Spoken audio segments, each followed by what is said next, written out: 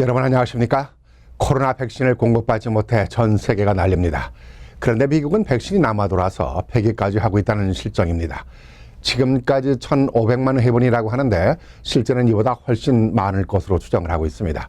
폐기하는 이유는 파손이 되었거나 냉장 보관에 어려움이 있어서 폐기를 했다고 하지만은 실제로는 백신 접종처에서 과다 주문으로 인해서 이 같은 일들이 벌어지고 있다는 진단입니다. 중요한 것은 폐기할 정도로 백신이 남아도는데 미국인들의 백신 접종률이 겨우 53%입니다. 근거 없는 백신 음모론, 그러니까 가짜 뉴스 때문입니다. 심지어 생체 실험이라는 말까지 나오고 있습니다. 이런 가짜 뉴스에 현혹되다 보니까 백신 맞는 것을 거부해서 백신 접종률이 낮은 것입니다. 백신 접종을 거부하니까 당연히 코로나에 감염되는 숫자도 늘어나고 있습니다. 미국의 코로나 감염자가 현재까지 어느 정도냐면은 전 세계 감염자가 2억 명이 막 넘어섰습니다. 이 가운데 미국이 4천만 명 정도 넘어섰으니까 20% 정도가 됩니다. 사망자 또한 마찬가지로 4,030만 명 중에 미국이 65만 명을 넘어서면서 대략 15% 정도입니다. 요즘 들어서 하루 감염자가 최소 10만 명을 넘어서고 있습니다.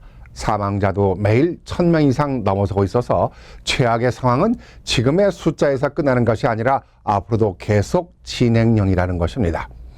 여기서 생각해 볼 문제는 미국은 국민들이 다 접종하고도 남아도는 백신이 있는데도 감염자와 사망자들이 늘어나고 있는 것은 백신 음모론만이 아니라 오락가락하는 행정력 부재에도 원인이 있습니다.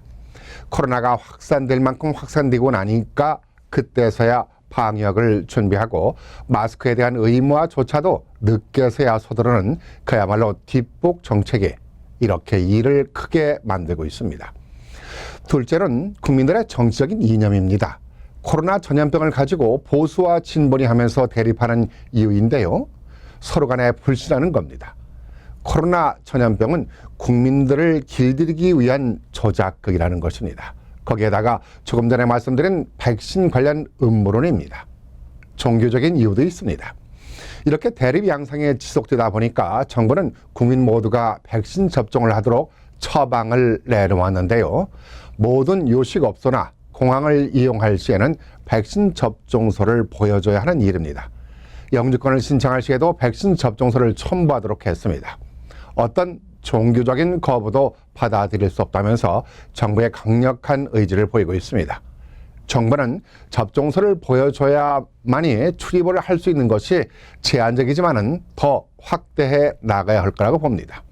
늦은 감이 있지만 이들에도 백신 접종을 위한 강력한 시행이 이루어져서 천만다행입니다.